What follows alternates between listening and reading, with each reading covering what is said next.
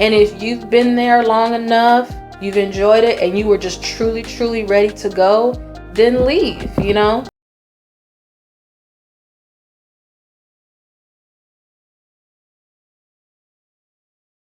Let's see. I want to do... Ooh, I like the yellow.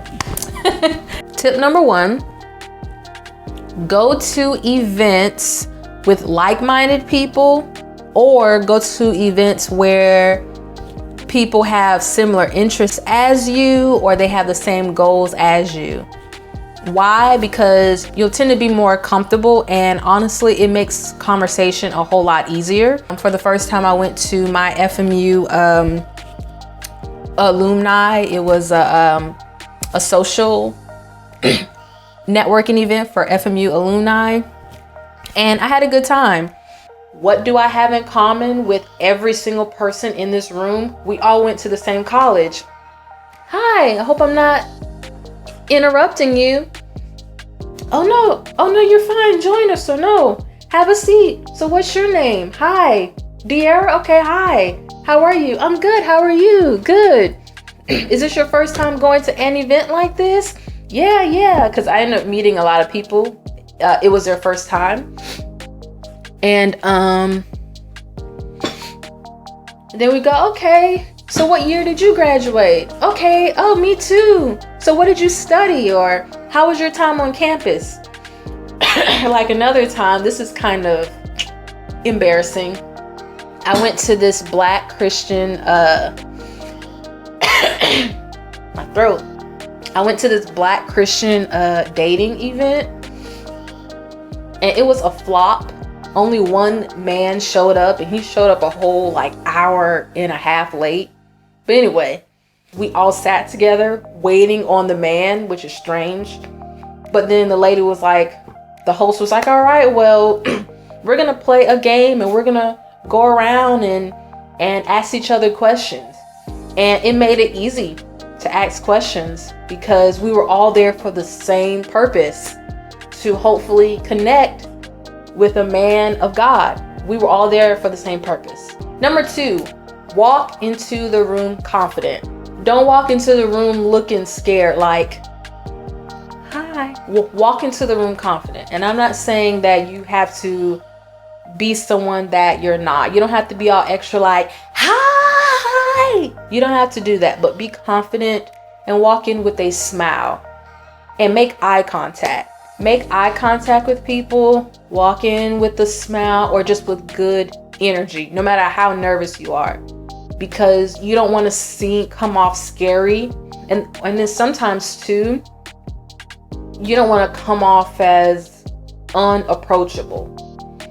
And when I first started going to events, and it was scary for me, I came into the room confident. And when I say that, meaning, hello, hi, hello, hi, I'm De'Ara. I just came in warm. I wasn't being extra, being someone that I wasn't. I came in positive and warm.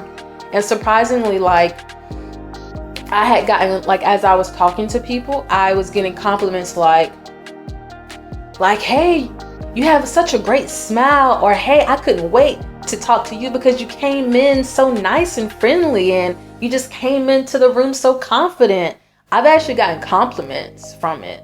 So walk into the room confident. And then also, by you walking into the room confident, you're also starting off right. Fill out the room and join in to a conversation, because I've gone to events where it almost seems like everyone knows everyone when you walk in, and usually that's not the case. Sometimes it is, but usually it's not the case. It's like, whoa, because you walk in and it's loud, you hear all this talking, and then people are just talking to people, and it can be intimidating. Be confident. Don't let people see that you're nervous. Don't be cocky or try to be someone that you're not. I'm just saying to come in confident, make eye contact, come in with a smile, fill out the vibe of the room, and join into a conversation. And show interest in talking to others.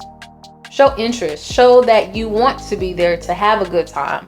People notice. People notice it and they feed off of that energy and they want to talk to you. Or when you do go to try to talk to that person, they more than likely will talk to you. Step or tip number 6, something that you can do, which is stand next to a group of people who appear to be open to having a conversation. That's why I said to feel out the vibe of the room. Stand next to a group of people who appear to be open to others joining the conversation.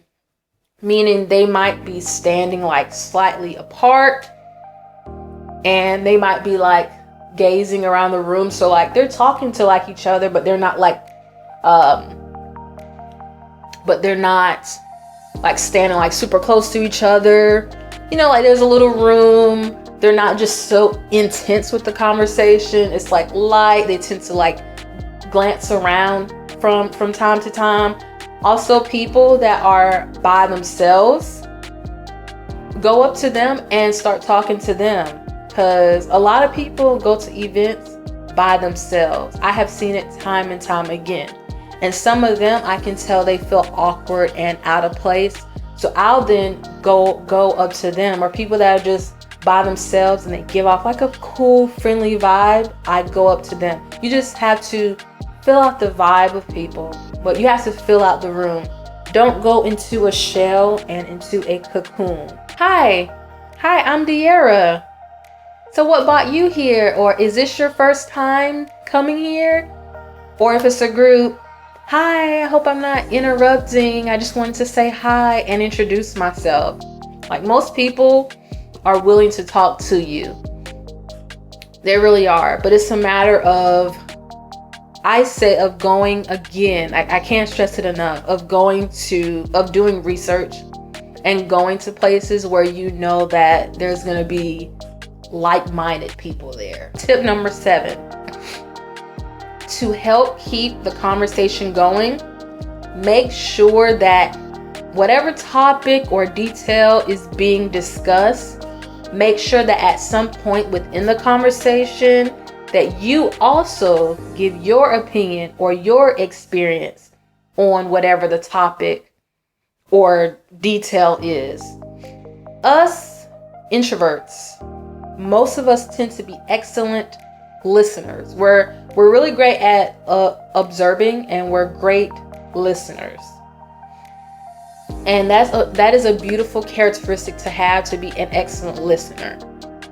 However, it comes with a price. Because people are telling us about this and telling us how they feel. They're talking our ears off. They're over talking us. But when you don't also open up and share, and when I say open up, I don't mean share personal business, your personal private business. But when you don't open up and just share anything or share how you feel about whatever the conversation is about, it makes you want to freaking explode because you want to share and talk more, but you don't feel comfortable.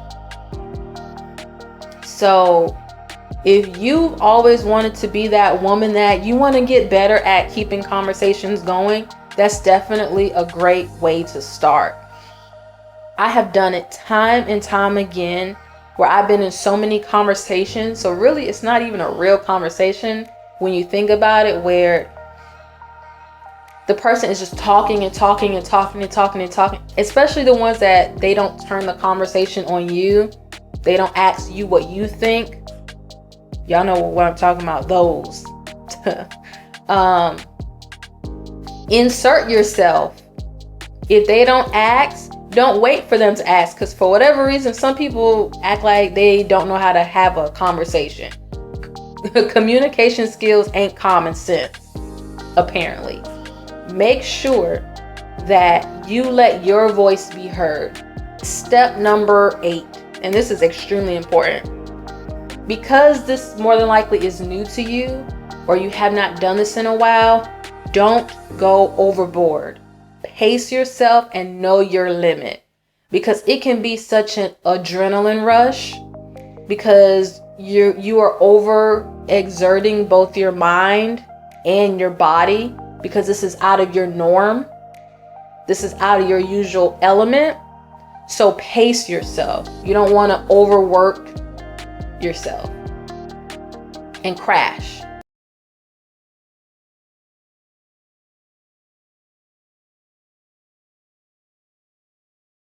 When you're at an event, if you need to take a breather, take a breather. If you need to go to the bathroom or step outside, do that. And if you've been there long enough, you've enjoyed it, and you were just truly ready to go, then leave, Go there, have a good time, and then when you're ready, leave.